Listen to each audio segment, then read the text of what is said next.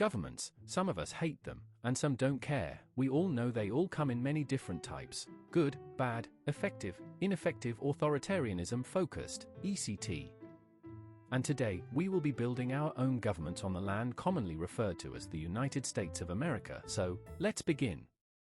For context, we will be using our motto to explore, expand, and exploit. And maybe conservation. There are many different things that you would theoretically and practically need to start a government for a country, as that is what we are really making, a country. First thing on the laundry list of things to solve is the name, of which will be Aloria. Why? No reason. This will be taking place in all 9.8 million square kilometers, aka 3.8 million square miles of the US. The reason behind this being as the United States has a wide and diverse environment with many different minerals, resources, and creatures, some more useful, some better, some more dangerous, etc. However, there are some downsides. Just like everywhere else in the world, Iceland has volcanoes, Japan has earthquakes, Pakistan has floods. You get the idea. Here is our soon-to-be-created country Aloria, us. We have basically everything based on where you are located. Aloria is also very large, so we have more than enough area for trade and expansion in all that we do. So now that we have picked our location, we can move on to one of the most important things, the structure of our government. We will be picking the economic system of capitalism, as it most aligns with the core values of our government, mainly freedom, and another thing we support is the traditional nuclear family with a working man, 2 kids, and a stay-at-home, a part-time job-time wife. Some may have problems with this quote-unquote traditional family structures of the past, which is why we allow you to do basically anything you want, as long as it's not illegal or morally wrong. Now, to be 100% honest, this is basically an 80% copy of what happens in the US but simpler. There is a president and Congress. The president has limited abilities to prevent the country from becoming a dictatorship, where one person makes all the rules and nobody can do anything about it. In Congress, there is a representative from many different government agencies, industries, and companies. These people bring their knowledge of all these different things to assist in making the best decision possible. The representatives of those government agencies each run their own agencies, such as the Financial Agency, the Environmental Agency, the Efficiency and Conflict Agency, the Management Agency, the Agency of Science, the Humanitarian Agency, etc. All of these different agencies are mostly located on a college campus-like structure to enhance efficiency. They work to manage and direct the country in the right directions.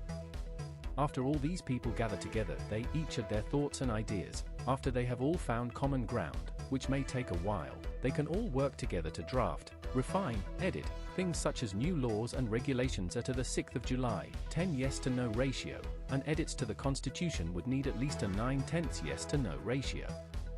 We may need to edit the Constitution as things change over the years, and new things may come up that can be excused because it is not stated in the Constitution. The president is elected through a first-past-the-post system. In a nutshell, a first-past-the-post system works by giving the victory to the person or party with more than 50% of the votes. If there are more people voting for them than the other party,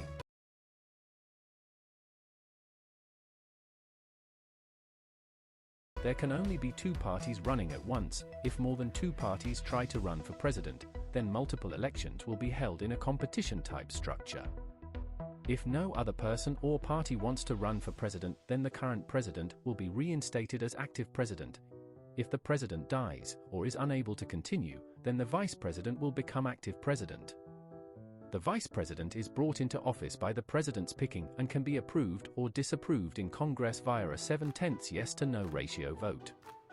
Now that we have discussed the structure and law-making process of our country, we will discuss some reasons behind why someone would want to live and work in our country, a highly important thing being freedoms, such as freedom of speech, except in the media, the freedom of religion, the freedom of press, the freedom to assemble, peacefully might I add, the protection from unreasonable searches, the right to remain silent, the right to a speedy and fair trial, the protection from cruel and the right to vote at 18, the right of expression, and the right to join unions. All of these rights are written into the Constitution. These rights are freedoms are heavy considerations in lawmaking and enforcing, to make sure everyone is free and protected. However, even with all these things, there are still things you can't do, like manufacturing monitored substances such as heroin, or if you commit certain crimes or offenses like voter fraud. Another thing people care about is the state of the economy. Taxes are a big part of what people care about. Here in Aloria, we have a pretty wide range of taxes. However, this changes based on things like your annual income, loans, and if you own things such as property, etc. People can choose to hire and be employed by whoever they want, unless they are doing something unfair like not hiring people based on things they can't change like gender and race. People own their own things unless they are lended to them by corporations or governments. And there have to be private businesses to hire and sell products and services to people. The only free services are universal healthcare and universal education, and people working in those fields work for the government. Depending on their products, actions, and services, corporations and private companies will have varying amounts or regulations applied to them. These regulations are to ensure health and safety for the people. The next order of business is to allocate different amounts of our national budget to construct and maintain our country. A national budget is a rather self-explanatory term. It is the amount of money that the government has to work with for everything from running the government to paying the people. The government's budget will be allocated to social security at 13.2%, defense and military at 10.5%, healthcare at 17.5%, education at 26.3%, transportation and infrastructure at 17.5%, science, energy and environmental protection at 0.4%, law enforcement at 10.5%.